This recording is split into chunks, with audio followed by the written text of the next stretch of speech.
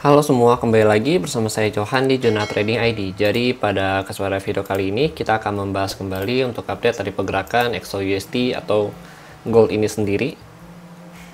Kemudian kita juga mau bahas mengenai DXY ya.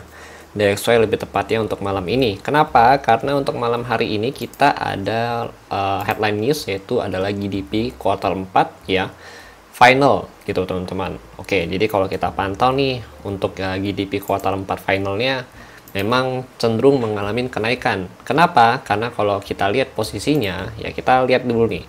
Berdasarkan dari hasil data yang kita pantau dan juga kita bahas ya selama beberapa minggu terakhir ini, ya terutama di bagian NFP ya. Di NFP ini ada peningkatan jumlah tenaga kerja gitu. Maksudnya kayak gajinya itu meningkat gitu teman-teman. Kemudian kalau kita lihat lagi dari retail salesnya ya, nah retail salesnya ini dari minus 1,1 ya ke 0,6. Kemudian untuk core retail salesnya itu ya dari 0,8 minus ya ke 0,3 surplus gitu teman-teman. Yang artinya di sini ada peningkatan ya, peningkatan tenaga kerja yang ditambah pendapatan tenaga kerja itu meningkat. Kemudian juga dari pembelanjaan juga meningkat, yang nantinya ini akan menghasilkan ya pendapatan bruto si Amerika ini tuh meningkat juga gitu teman-teman. Ya itu baru dilihat dari datanya gitu teman-teman. Ya artinya untuk GDP kuartal 4 ini ada potensi membaik gitu teman-teman. Ya artinya nanti adalah strong untuk USD gitu, dan potensi memberikan efek atau dampak yang positif untuk si USD ini sendiri gitu teman-teman. Nah ini baru dari data atau dari hasil data yang kita analisa berdasarkan dengan laporan yang sudah dikeluarkan oleh si Amerika itu sendiri ya teman-teman ya. Tapi nanti kalau kita lihat juga dari CPI-nya ya, CPI yang kemarin ini kan juga mengalami peningkatan gitu ya, dari 3,1 ke 3,2, yang artinya di sini pembelanjaannya si Amerika ini tuh memang, atau bahasa itu transaksi ya, pembelanjaan dari warga negaranya ini membaik gitu teman-teman. Ditandai dengan artinya CPI dan juga report dari retail sales yang meningkat gitu teman-teman. Nah ini makanya saya bilang ya masih ada potensi untuk si GDP kuartal 4 ini tuh membaik gitu teman-teman. Ya oke, intinya gitu. Ya jadi let's see aja nanti bagaimana ya untuk hasilnya. Ya kalau kita lihat sih memang dari data itu membaik. Kalau memang membaik, maka ini akan berdampak positif untuk DXY gitu. Ya, banter-banternya adalah forecast-nya itu di hasil aktualnya itu di atas forecast gitu. Ya, menurut kalian gimana? Kalau misalkan kalian punya pandangan lain, ya silakan kalian boleh komen di kolom komentar. Kalau ini dari hasil data analisa saya dari hasil news yang sudah kita bahas di beberapa minggu terakhir ini gitu, teman-teman. Selama bulan Maret ya gitu. Oke, kemudian kita lanjut lagi ya. Kita lanjut lagi untuk disusul lagi ada ini rasa jobless claim. Nah, jobless claim ini dari 210 ke 212 memang kalau kita pantau di sini kurang bagus ya untuk jobless claimnya gitu. Ya, kemudian kalau kita lihat lagi ada Chicago PMI gitu. Ini jam 8.20 gitu, jam 8.45. Ya, ini dari 44 ke 45.9 gitu, teman-teman. Nah, cuma memang nantinya yang dari perhatian utama ya untuk market malam hari ini adalah final GDP kuartal 4 untuk si USD ini sendiri gitu teman-teman. Ya finalnya ini yang jadi perhatian utama kita malam ini gitu. Oke, jadi fokusnya itu di sini. Nah ini kalau kalian punya pandangan lain ya mengenai GDP, ya silakan kalian boleh komen di kolom komentar. Oh bang, kalau menurut saya tuh ini masih kurang bagus, kenapa? Kalian boleh kasih alasannya, kemudian kalian boleh kasih analisanya bagaimana gitu. Nggak apa-apa, kita di sini tuh open minded, jadi kita saling bertukar pikiran ya, saling mengkoreksi satu sama lain supaya nanti kita bisa profit maksimal di market ini sendiri gitu teman-teman. Ya, namanya market, namanya trader ya, pasti lawannya adalah market gitu teman-teman. Oke. Nah kemudian kita lanjut lagi ya, artinya kalau kita lihat memang kalau memang hasilnya itu bagus untuk si DXY ya, berarti nantinya ada potensi DXY itu mengalami kenaikan gitu. Nah ini kan kalau kita lihat nih DXY itu ada gap ya, dia open gapnya ini cukup jauh ya. Dari sini kurang lebih di harga berapa ini open gapnya dia itu dari 104.29 ke level harga kurang lebih di 104.4 gitu. Nah ini DXY juga sedang ketahan di area pivot levelnya dia Ya, ini pivot level jadi area supportnya untuk si DXY, yang artinya DXY ini masih bercoba untuk bertahan dan mau coba untuk ngebreak dari 104.41 gitu teman-teman. Nah, ini kalau misalkan hari ini memang reportnya itu bagus buat si DXY, nah DXY bisa nih ya break dari si 104.44 ini, 41 ini, closing di atas ini dan lanjut ke harga ke 104.75 sampai kurang lebih nanti itu bisa ke level paling tinggi itu di Fibo 8188.8 yaitu di 105.018 gitu teman-teman. Itu adalah kenaikan signifikan dari DXY kalau memang hasil dari GDP kuartal 4 itu bagus, maka ini target utama dia ada di range sebelah sini ya teman-teman ya. Gitu ya, tapi let's see nanti bagaimana ya, soalnya itu hanya berdasarkan dengan data yang ada ya untuk actual, tapi kita butuh tunggu hasil data keluarnya bagaimana gitu teman-teman. Nah, berarti kalau misalkan hasilnya jelek gimana bang? Nah, kalau hasilnya jelek berarti DXY gagal untuk break dari level area resisten ini gitu ya. Dia gagal break nih ya, nanti dia ada potensi untuk lanjut turun. Nanti targetnya di mana? Bisa, kalau saya sih targetin dia ke sini. Nah, di sini itu di 88.00 ya, atau di 104.024 gitu teman-teman.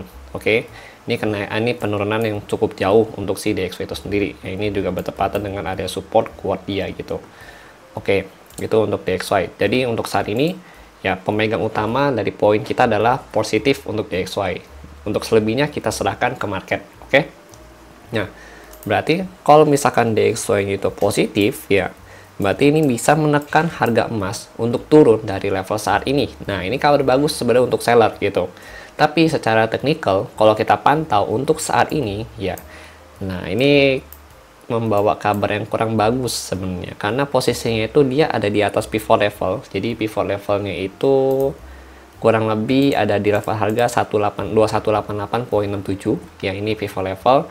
Nah, ini juga bertepatan dengan area breakout ya, retest trend line dari si channeling downtrendnya dia gitu, bukan channeling downtrend tapi dari symmetrical triangle-nya dia gitu teman-teman.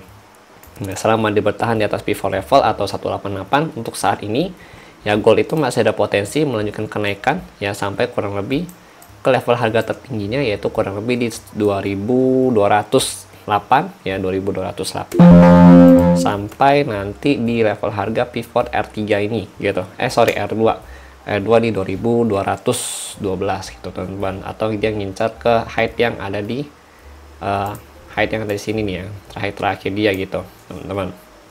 Nah, ini jadi selling point nggak bang? Nah, kalau mau jadi selling point sebenarnya bisa, cuma kita masih tunggu dulu gitu, kita masih tunggu rejection dulu dari area sini. Kalau saya sih nanti skenario nya adalah kalau memang dia retest ke sini ya gitu, skenario saya adalah seperti ini kurang lebih. Mungkin kita akan ambil di sini untuk amannya ya, di sini nanti SL nya kurang lebih di level harga, SL nggak usah jauh-jauh gitu. Kalau saya mungkin akan ambil di R3 nya ya, enaknya di sini mendekati R3, SL nya cukup di kurang lebih sini. Nah, 56 pip cukup lah gitu. Targetnya nanti di mana bang? Targetnya di sini, jauh sih memang ya gitu. Targetnya kurang lebih di 188 nantinya gitu teman-teman. Ini kalau misalkan dia naik ke sini, dan ini nggak bisa langsung sell juga, jangan berarti kita buat begini kan langsung sell nih di sini, langsung sell limit, nggak boleh gitu, karena seperti biasa kita takutnya gold itu spike dulu ke sini nih ya, takutnya dia spike dulu nih ke sini. Nah, spike ke sini baru turun gitu. Jadi kita masih butuh konfirmasi ya untuk bisa entry di area sini gitu teman-teman. Nah, untuk saat ini ini kan juga area supply nih ya, supply di M30 kelihatan jelas ya, di sini ada supply zone. Ini kalau kita pantau juga udah reject 1 ya, 2, 3. Nah, ini yang keempat. Apakah yang keempat ini akan reject atau enggak? Kalau saya lihat dari struktur harganya untuk saat ini sih masih belum ada rejection yang kuat gitu, walaupun dia udah ada 2 candle merah ya, tapi secara rejection ini belum benar-benar kuat. Nah, memang posisinya itu masih cukup lemah untuk area sini ya rejectionnya, karena posisinya adalah kalau kita pantau nih dari pihak seller ya, untuk saat ini itu masih kecil, kemudian volume buyer ini masih cukup besar gitu teman-teman, yang artinya sales buyer ini masih mendominasi, ditambah lagi dia itu berada di atas pivot level dan sudah break dari garis trendline downtrendnya dia gitu, atau symmetrical triangle gitu teman-teman. Nah, skenario nya kalau mau buy sebenarnya Yang pertama itu kita tunggu dia break dari sini dulu, dari height sini nih ya, kita tunggu dia break. Terus dia retest kan, dia retest konfirmasi. Di sini konfirmasi bisa pakai 15 atau 30 menit lah. Baru kita buy, nanti targetnya ke 2208 sampai 2200 tadi 11 itu teman-teman. Nah, kemudian skenario buy kedua adalah kita tunggu dia masuk ke area pivot. Ini kan ada area supportnya dia nih ya. Nah, ini konfirmasi juga, cari konfirmasi nih ya di 2188 gitu. 2188 sampai nanti ada konfirmasi kita berubah masuk lagi ke 2196 sampai 2200 kembali gitu teman-teman. Itu skenario kedua. Skenario ketiga, nah ini skenario ketiga sih sebenarnya skenario yang ketika nanti misalkan hasil data GDP-nya itu bagus, emas kan turun ya, GDP bagus nih, emas turun kan, emas turun. Nah, kita mau pantau untuk area buy-nya itu sini, di sini nih, saya di sini, di ini udah saya tandain di 168 yang pertama gitu. Tapi nanti kita akan coba-coba lihat dulu ya. Kita mau lihat ini kan terakhir dia reject dari sini itu langsung turun ke sini gitu teman-teman, ke 2170 ya gitu. Nah, ini nanti kita juga bisa pantau di area sini untuk jadi buy zone yang ketiga atau skenario buy yang ketiga kita gitu. Jadi memang untuk skenario buy yang ketiga ini agak jauh range-nya ya. Nah, range-nya agak jauh gitu. Oke. Ini kita juga butuh konfirmasi untuk masuk ke zona ini gitu teman-teman. Oke. Nah, itu ada beberapa skenario untuk gold ya. Jadi selama sebenarnya ya secara technically selama gold itu masih berada di atas 170, 160 dan lebih tepatnya itu di 150 ke atas ya di sini. Nah, 150 ke atas itu dia masih posisinya adalah uptrend gitu teman-teman. Jadi idealnya adalah kalau untuk selling point ya, kita selling point itu adalah ketika gold itu bisa break di bawah 150 gitu, di bawah 150 kita baru bisa cari selling point gitu untuk hold jangka panjang ya. Tapi kalau untuk di atas ini paling cuma bisa manfaatin momentum sama scalping aja untuk selling pointnya, dan memang lebih fokus untuk cari area buy dulu gitu teman-teman. Oke. Ya, jadi mungkin sekian dari saya untuk gold hari ini ya. Dan ini memang lebih cenderung kita bahas mengenai data CPI, GDP untuk malam ini. Jadi let's see nanti bagaimana. Dan menjelang GDP biasanya market itu cenderung sideways dulu gitu teman-teman. Ya, cenderung sideways dulu. Sambil nunggu GDP, mungkin nanti kita juga akan bahas pair lain seperti GBP USD dan juga Euro USD nantinya gitu. Kita akan update juga di Instagram Jurnal Trading ID. Oke. Oke, jadi sekian dari saya. Terima kasih dan sampai jumpa pada video berikutnya.